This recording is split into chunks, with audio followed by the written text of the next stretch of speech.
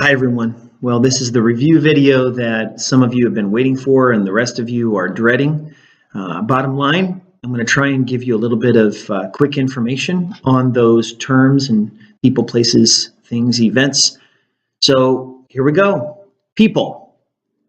Clemens von Metternich was the foreign minister of Austria during the Congress of Vienna and acted as the master of ceremonies.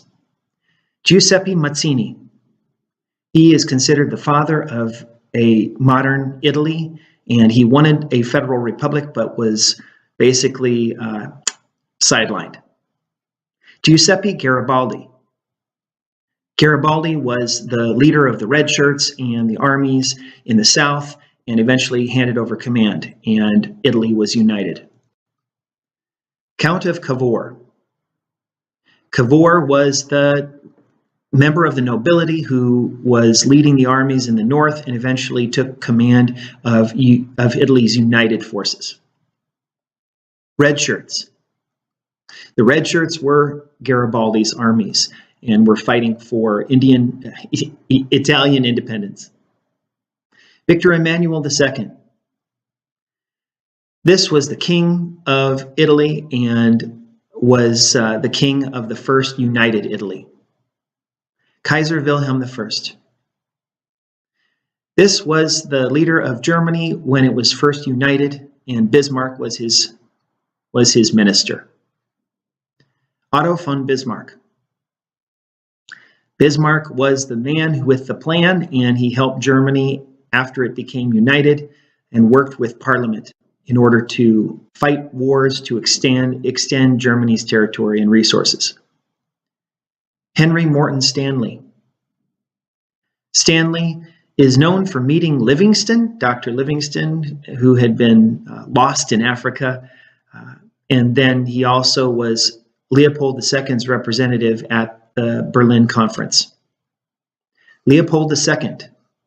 Leopold II was notorious because he had a private colony in Africa, which was known as Congo, the Free State of Congo, but he was basically making the people there into slaves, and he had a lot of personal gain from that colony. Zappo Zaps. The Zappo Zaps were an ally of the Belgians in the Congo and were mercenaries, essentially, and would go and collect taxes and sometimes would hurt the people who were not able to pay taxes or even kill them. Gavrilo Princip. This is the member of the Black Hand, the nationalist Serb who assassinated Archduke Franz Ferdinand. Archduke Franz Ferdinand. This was the nephew of Franz Joseph I, and he was the heir to the throne. He was assassinated along with his wife in Sarajevo to start World War I. General Joseph Joffre. Joffre is best known because he saved Paris and saved France in the First Battle of the Marne.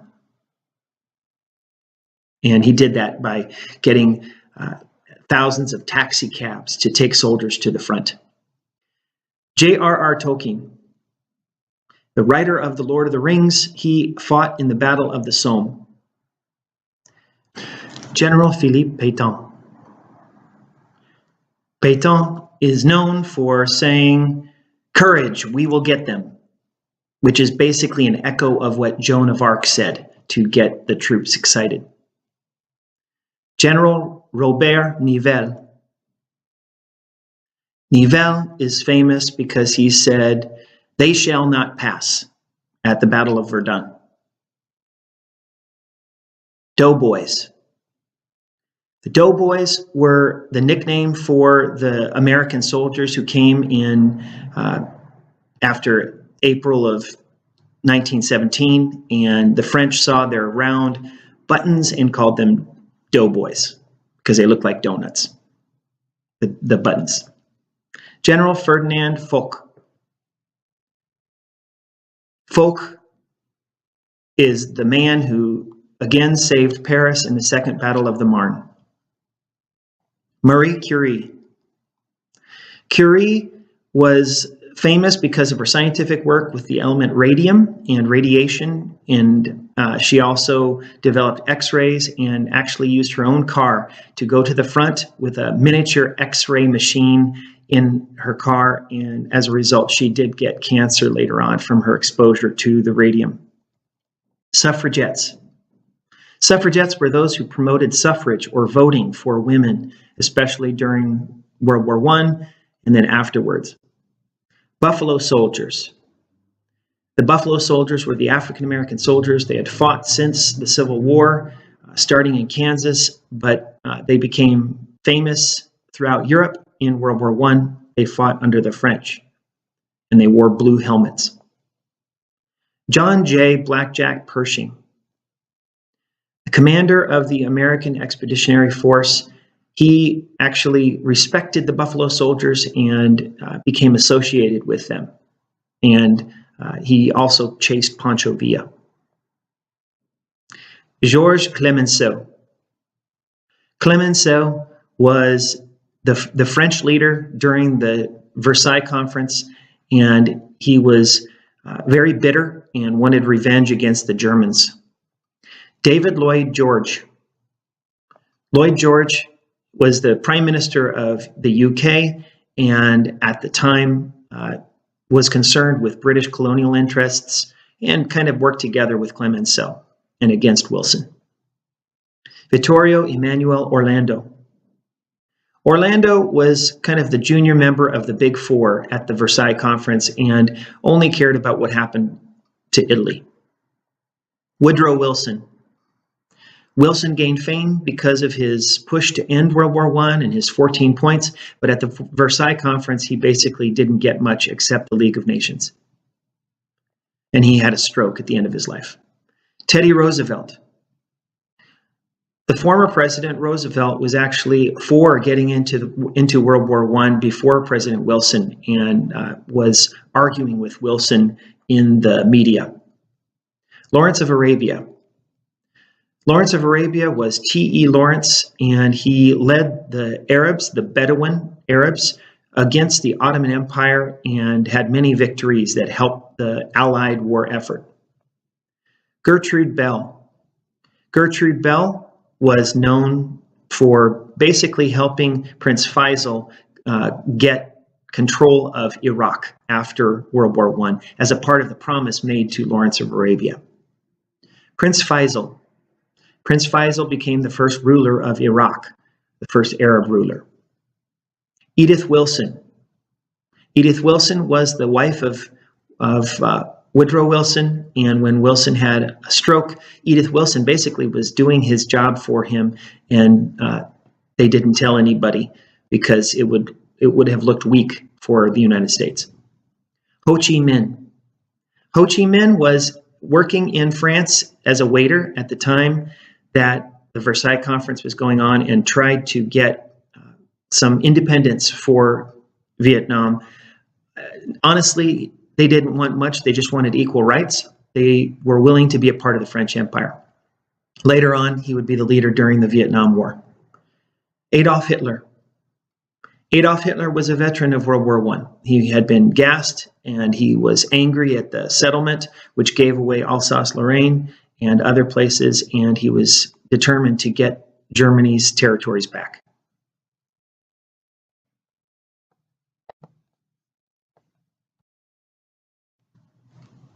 Places. Waterloo. Waterloo is the location in Belgium where Napoleon was finally defeated in 1815. Elba.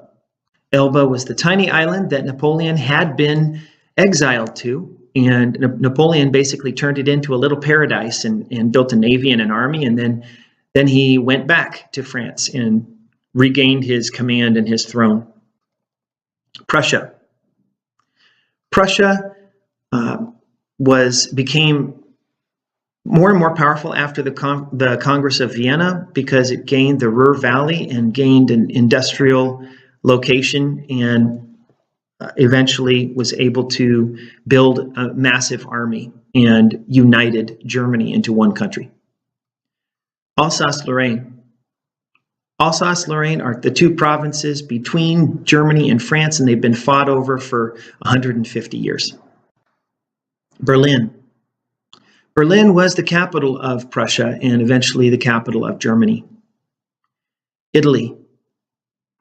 Italy at first was siding with the Central Powers, Austria-Hungary and Germany, but then became neutral during World War I and finally fought with the Allies and had become united in 1870. France. France was on the side of the Triple Entente. Britain. Britain was on the side of the Triple Entente. Russia. Russia was on the side of the Triple Entente. Bosnia. Bosnia was the location of Sarajevo, where the war started when Archduke Franz Ferdinand was assassinated. Sarajevo.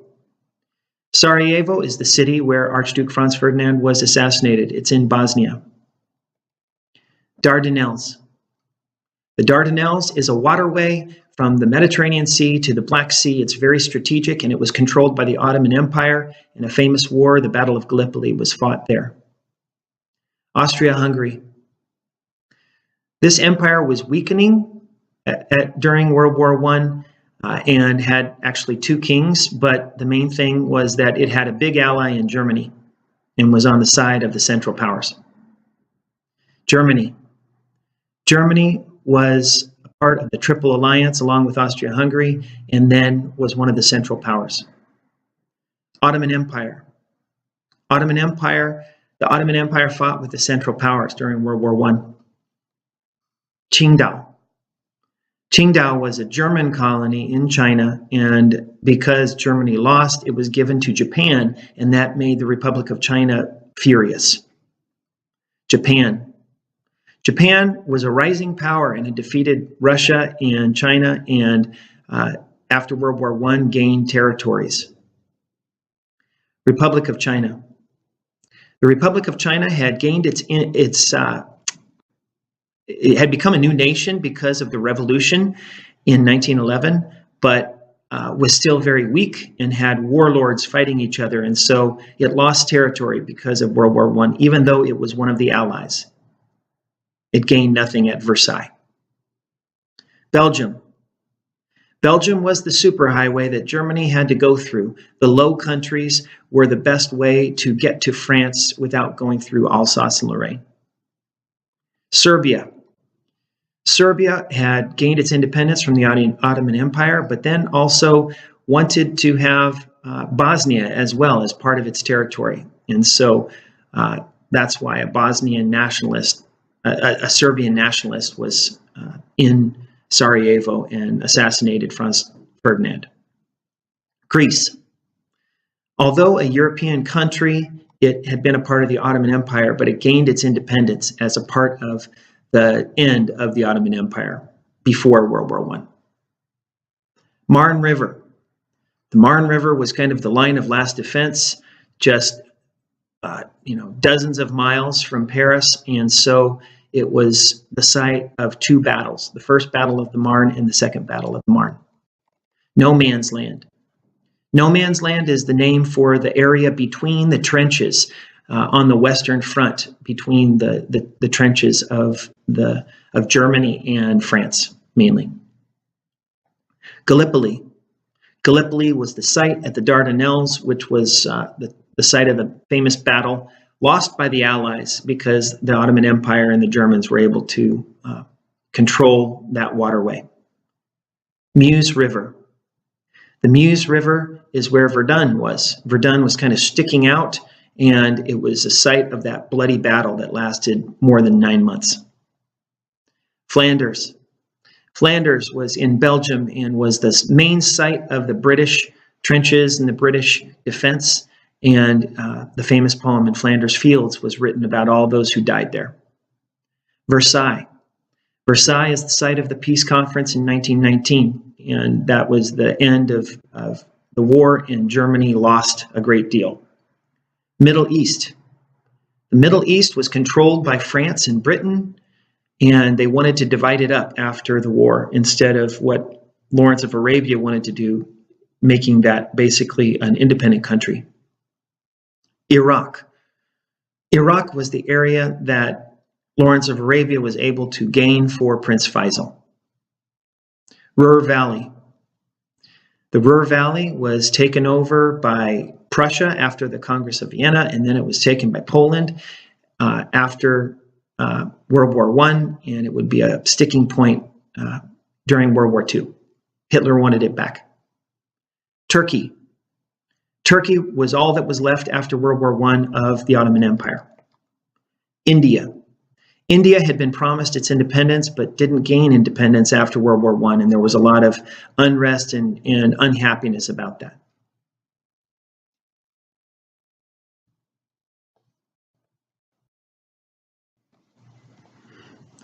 Things. War to end all wars. This was a nickname given to the war from the beginning, and the idea was that it would make the world a safer place. Conservative. Conservative forces were those who were fighting against Napoleon and wanted things to return to the way they had been, with kings on the thrones and not democracies or republics. Liberal. Liberals, the liberal ideas are those that promote revolution and democracy. Monarchy. Monarchy is a form of government where you have one ruler. Concert of Europe.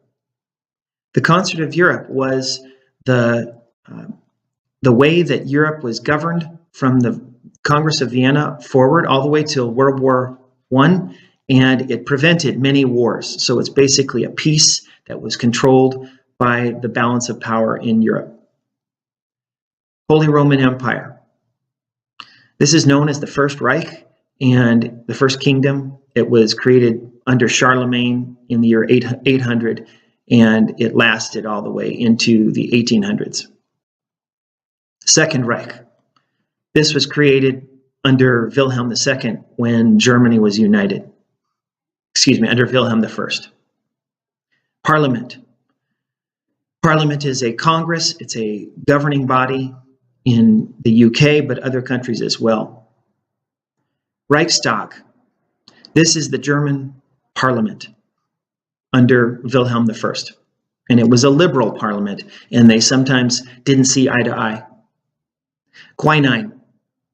Quinine is the drug used to temper the effects of malaria and make them not so bad, so that people can survive.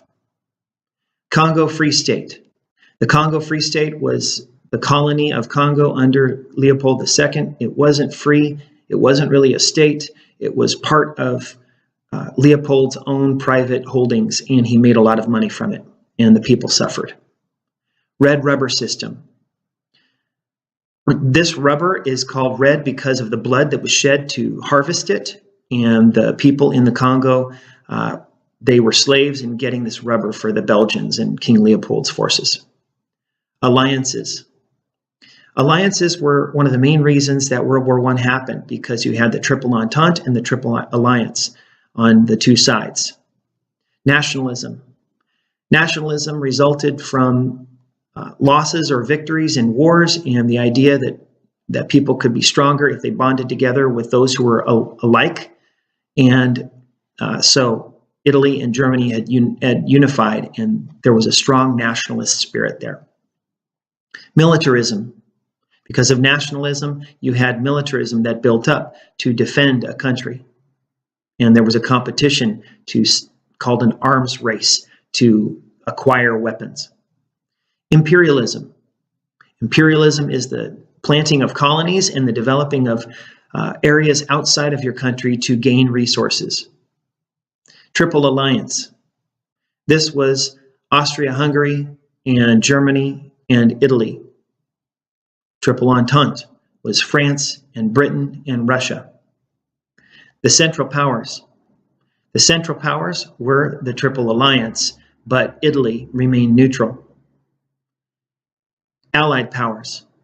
This was France and Britain, and then included the United States and eventually Italy as well, and Russia, but Russia pulled out of the war when the communists won in 1917. Black Hand. The Black Hand was a Serbian nationalist organization, and Gavrilo Princip was the one who was in that group who assassinated Archduke Franz Ferdinand. Ultimatum. An ultimatum is when a country or a person issues a decree to another country that says you must do this or else we will invade or we will go to war with you. Propaganda. This is the means by which a government or a group of people can share ideas with a mass population through posters and commercials and advertising, basically trying to persuade a group of people to follow the government in a certain way. Ideology. Ideology is a belief in a certain kind of system, communism or democracy, and ideology was a motivating factor for people who fought in World War I. In Flanders Fields. This is a poem that was written about Flanders, where so many people died in World War I, and is remembered on Armistice Day on November 11th. Make the world safe for democracy. This was a statement by President Wilson after he was inaugurated, and basically saying that now we can fight in World War I because of the Zimmerman telegram and the idea that the United States had a reason to fight in that war, to make the world safe for democracy. Pack up your troubles. This was a marching song for the British Army during World War I. Eastern Front.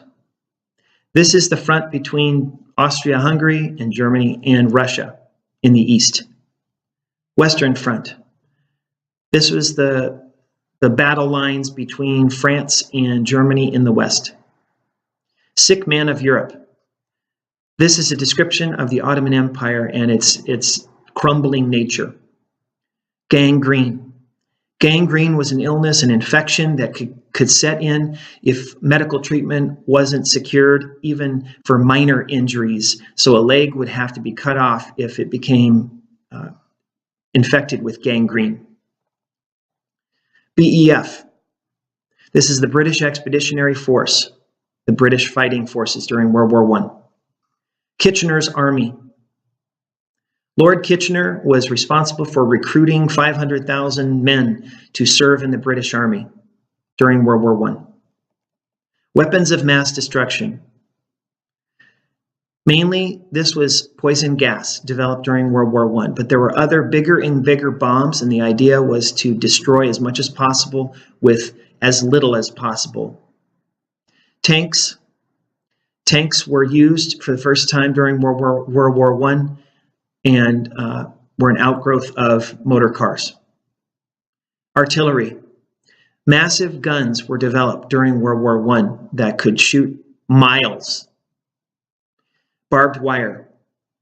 Barbed wire was used to trap enemy troops and keep them from entering the trenches.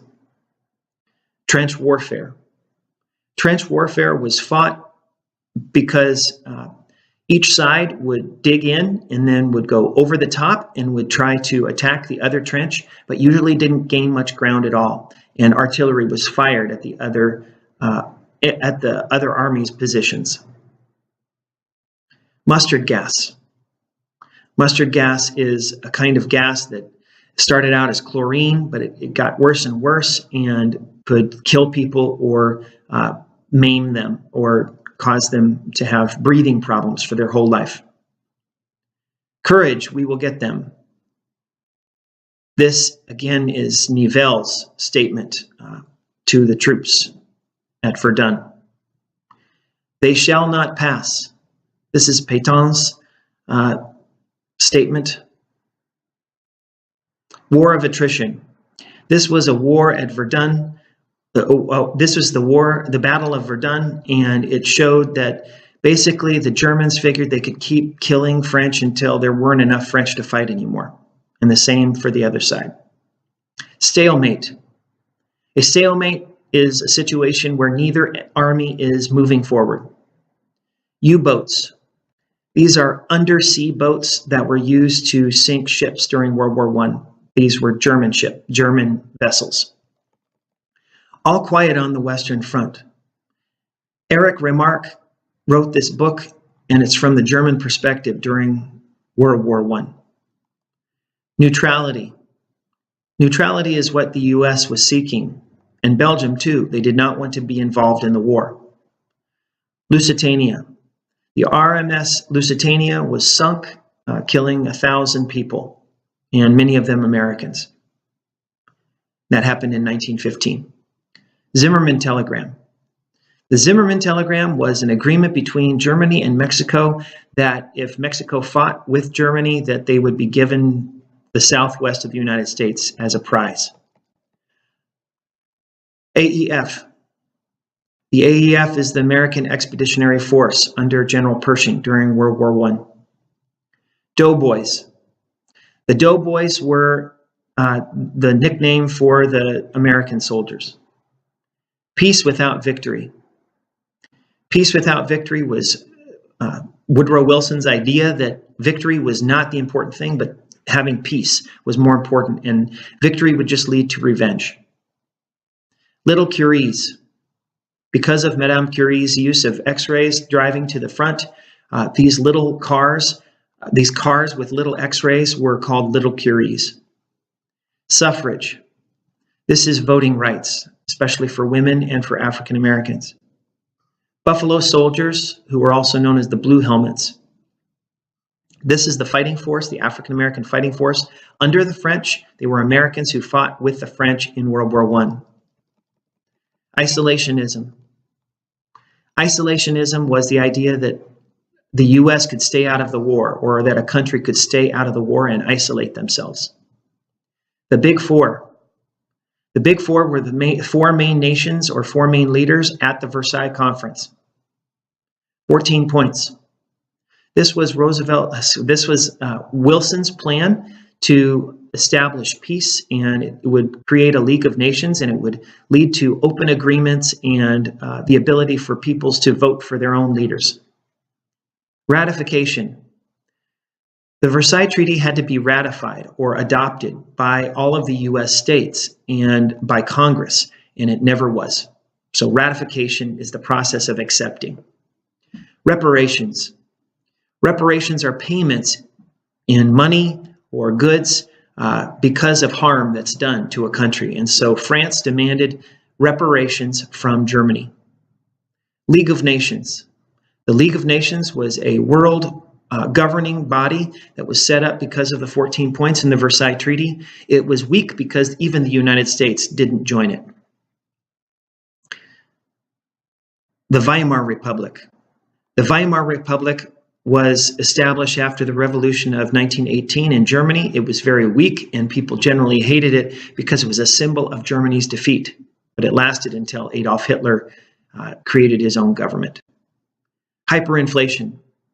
This was the reason that the economy in Germany was having such trouble, because not only were prices rising, but the value of money was falling, and it took a wheelbarrow full of money to buy a loaf of bread. Shell shock.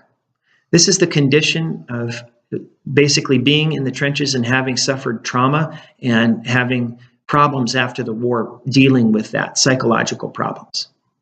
PTSD. This is what we call shell shock today. It's post-traumatic stress disorder.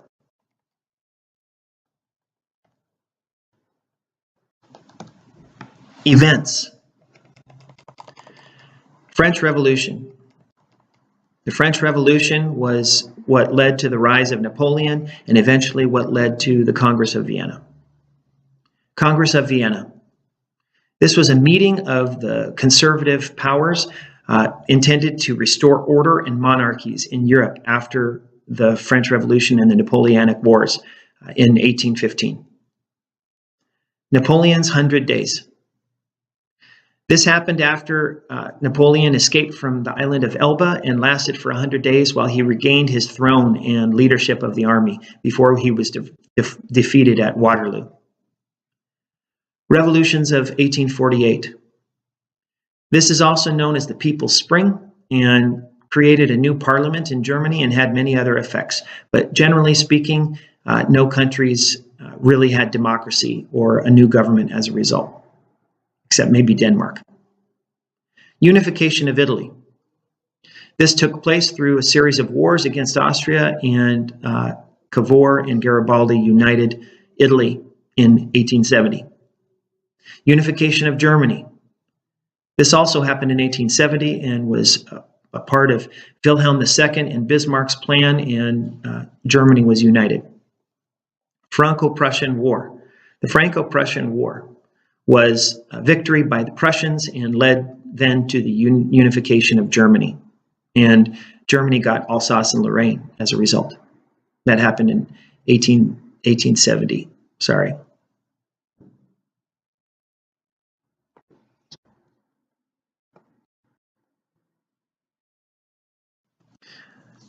So I've been saying 1870 for the unifications. That happened in 1871. 1870 was the Franco-Prussian War. 1871 was the unification of Germany and Italy. Scramble for Africa. This had started before the Berlin Conference of 1884 and 1885, but it gained momentum because there was basically permission for European countries to take over Africa. Year of Three Kaisers. In 1888, there were 3 Kaisers because one died, Wilhelm I died, and then his son died as well after just 90 days, and then Wilhelm II took over. Sinking of the RMS Lusitania. This happened in 1915. It didn't start the war for the US, but it helped Americans feel that this was their war too. First Battle of the Marne. This is the battle that General Joffre was able to win and did not allow the Germans to invade Paris. Battle of Gallipoli. This was the loss by the Allies over the Dardanelles, the Straits of the Dardanelles. Battle of Verdun. This was a French victory, but it lasted 9 months and it cost hundreds of thousands of lives. Battle of the Somme. This was another battle, an offensive from the French and the British, and 50,000 British troops were injured on the first day, and hundreds of thousands died. 1 million altogether were injured or killed. Second Battle of the Marne. This is seen as the end of the war because the Germans launched an offensive, but it was stopped at the Marne for a second time. Versailles Conference. This was held in 1919 and basically determined what the post-war world would look like. Spanish flu epidemic. This broke out in 1918 and lasted until 1922, and more people died in the Spanish flu epidemic than died in the entire World War I. Wilson's stroke. Woodrow Wilson was racing around the nation promoting the Versailles Treaty and trying to get it adopted, and he returned home and had a stroke, and his wife had to take over most of his duties. Armenian Massacre. This is an incredible thing that happened in the Ottoman Empire as Armenian Christians were marched out of their homes and eventually killed, most of them, and it was a terrible massacre from 1915 to 1918 during World War I. Armistice Day. This is 11/11 and the 11th hour. It was the end of World War I. Thanks for watching. I hope that this helped you.